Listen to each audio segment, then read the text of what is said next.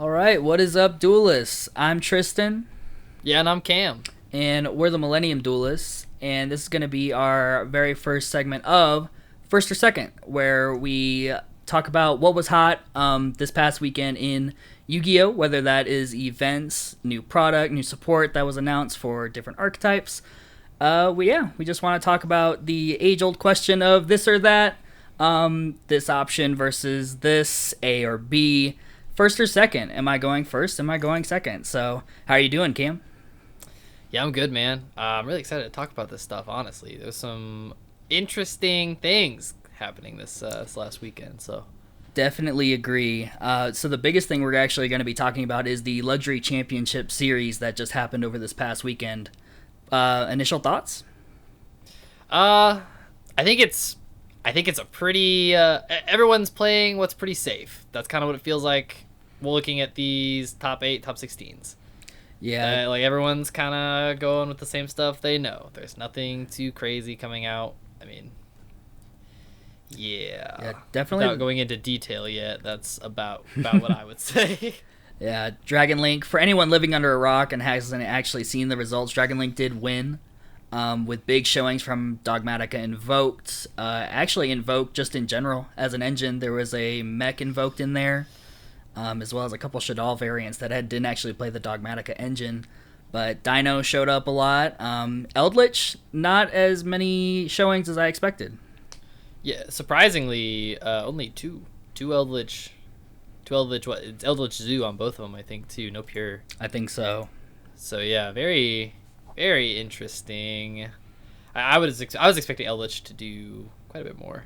Definitely. I think so too. And I think, yeah, like you mentioned, the theme of this kind of event was, this just happened days after the ban list, right? So people are going to play what they think is safe. And I think, Invoked is very solved. Dogmatica is very solved. Eldritch, I would say, is probably in there, but they're probably adapting to playing against more of what everyone expected to be the best deck, which is, Dragon Link. So we had a couple sleeper decks in there, actually. Prank Kids popping up. That's a really nice thing to see. You don't see that too often. Dino is back, and, that might be lending itself back into that idea of people know how to play Dino. It's very hard to not play very optimally or build your deck optimally when it comes to that deck. I talked about it a little bit in our last video, but Dino is pretty consistently going to be the same deck list. You're playing pretty much the same thing, and it's not a difficult deck to play. There's like Misk as a card that, I mean, it makes that deck pretty simple. It's not too hard. It is very good. Yeah, which it didn't get touched on. Again, didn't get touched on the ban list at all. Mm-hmm. Nothing. Fossils dig still at 3. You can dig for your pieces. O-Raptor still has Search. Everything is still there. It is full power. It can do whatever. I think it's actually, given the format right now, probably a little scary strong at the moment. I think so. And I am really excited to see after people have had time to sit with these lists and sit with the ban list changes. Because, this event did happen, a couple days after the list was announced. So I'm excited to see how people adapt. I think that brings us into actually our very first question regarding that event. Cam, what better staple right now do you think between either Pot of Prosperity or Triple Tactics Talent? That's a really interesting question, I would say. I think Prosperity is like one of the best pot cards for sure, like out of all of them. I think it's really, really good. It's so versatile, even just being able to banish 3 to dig, excavate 3 to try to find is really good. But it really depends on what you're playing, I would say, for sure. I think Tactics might be the better staple card. I think the versatility on what it does. I mean, it's 3 cards in one.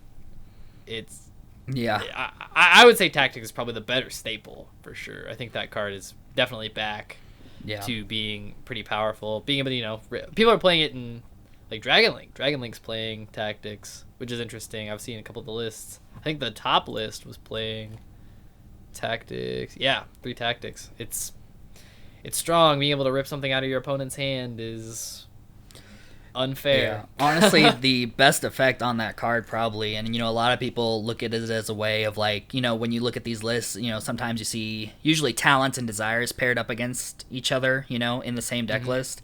And I think that is because people think, oh, well, I'll just draw 2 if they, negate my desires. But ripping that card out of your opponent's hand after they've committed a hand trap to stopping your play puts you leagues ahead of your opponent, depending on what they're playing. And a big reason why we asked this question is because Talents was actually in 8 of the 16 lists of the top 16 of this LCS, when Prosperity was in about 7. And I think if you look at the trends with Talents, we see that in a couple of Dogmatica lists that do run that Desires, it does let you extend maybe through interruptions like Dragon Link if they need to draw into those cards, those combo pieces. As well as it can force, negates from your opponent, taking their Dragoon. That's a thing we'll get into a little bit later. But Prosperity, if you look at the deck breakdown, is shown very prominently in decks like Dogmatica, Dino, Zoo. And I think that just goes to show that, they need to see those engine pieces. So it is a hard question, I think. And I think it really depends on the deck that you're playing. Talents being the overall better card, I would say. But Prosperity being essential in decks like Dogmatica Invoked, where if you only open Alistair or Meltdown, you need to see your Ecclesia. Nadir is such a powerful card, as well as when you're siding against these decks too, you need to be able to see your side cards. If you're able to dig for, a Lancia, Dark Ruler No More, Judgment, Summon Limit, anything like that, I think that's very powerful. Yeah, I agree. I think, I was thinking when Prosperity came out too, I think that is for sure the stable card for Dino especially. I think that's the draw power card, right? Being able to find that missing piece, because, if you don't open your Misk and your O-Raptor gets ashed, being able to do that is, I don't know. I think being able to lead with Prosperity is really, really strong. Trying to get that out, it's bait too, so I think it's better than Extra for sure, because that's what everyone was playing in Dino.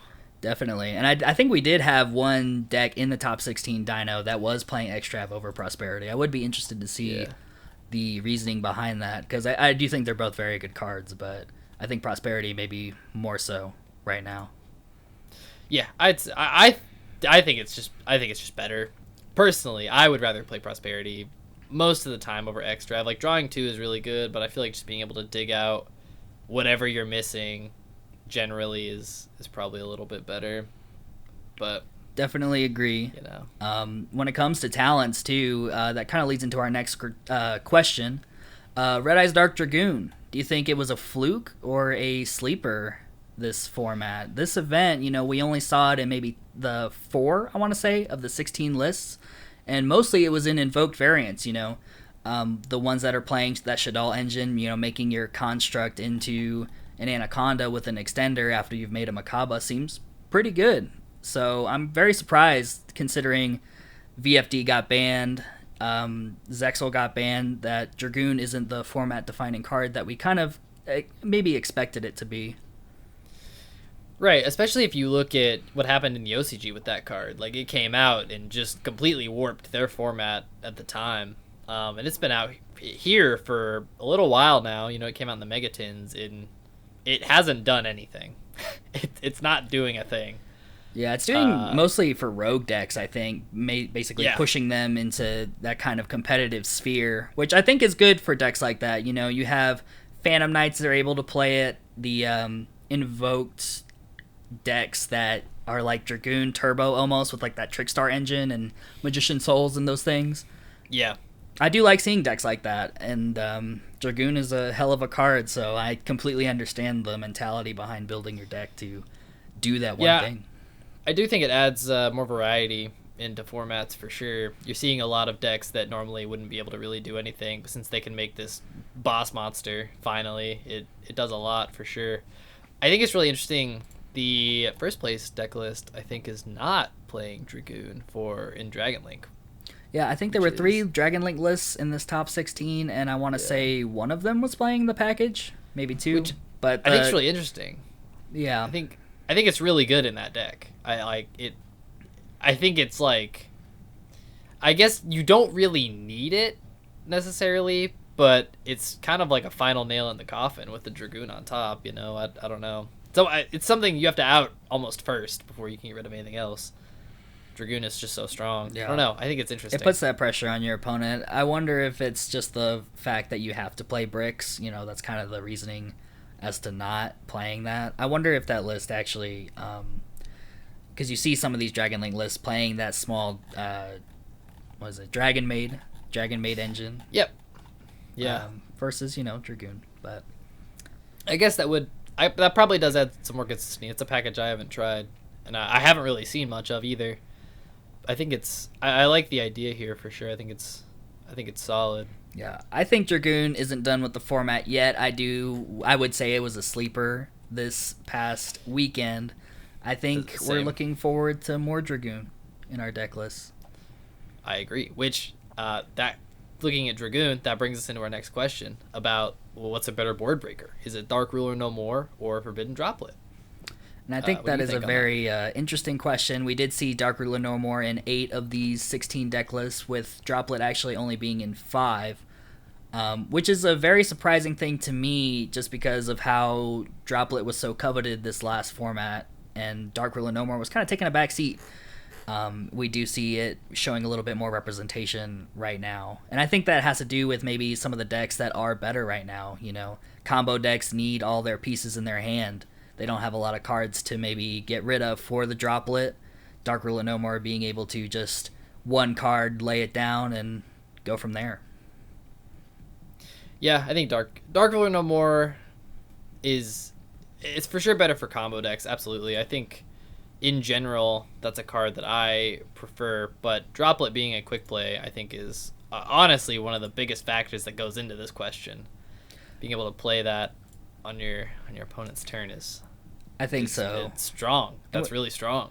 Having an inflated number 2 of Dark Ruler No More in decks because of the fact that dinos typically like to go second, and there were 3 lists in this top 16 actually just main decking Dark Ruler No More.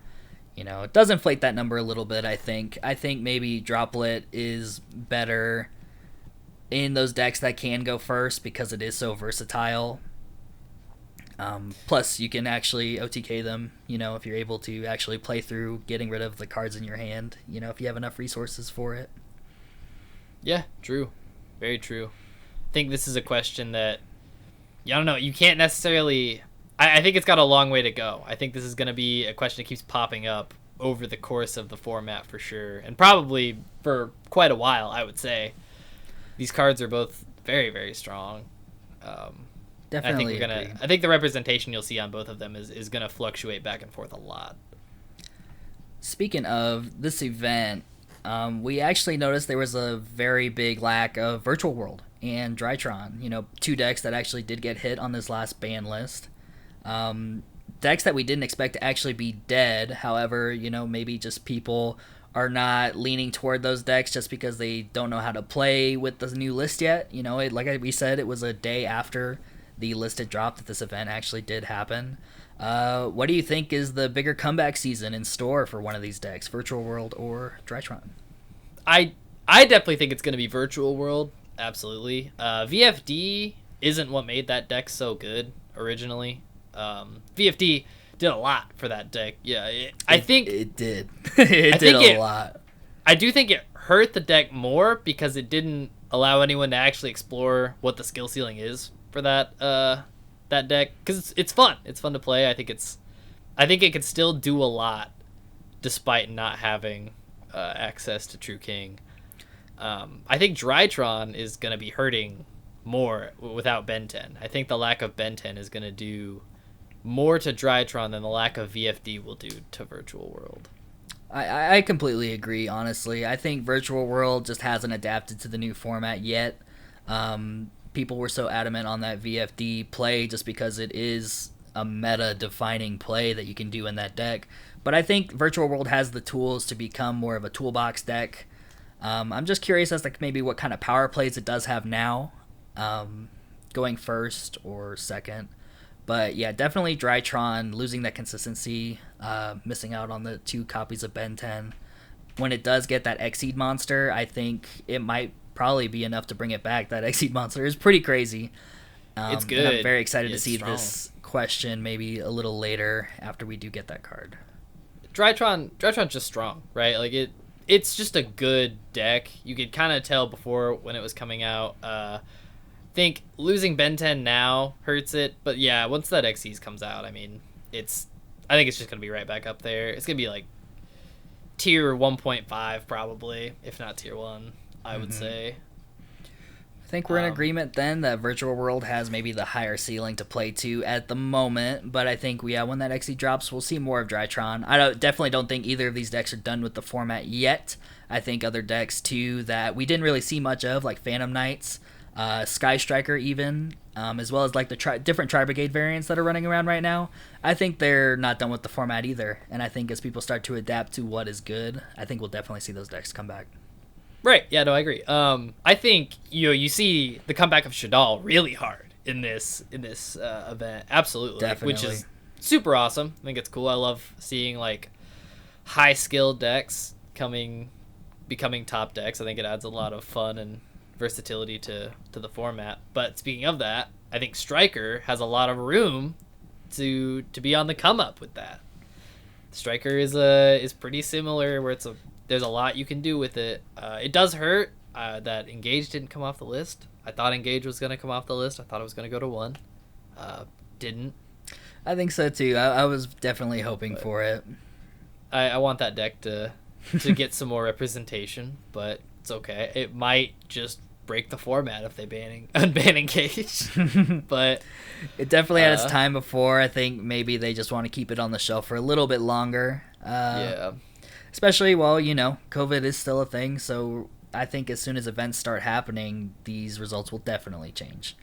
I would agree. But I think that actually brings us to the end of our video.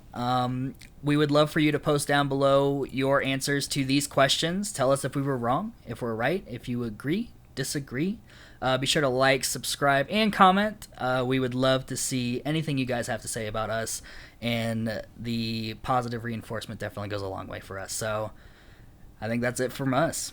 Yeah, sounds great. We'll see you guys in the next one. Thanks so much for watching.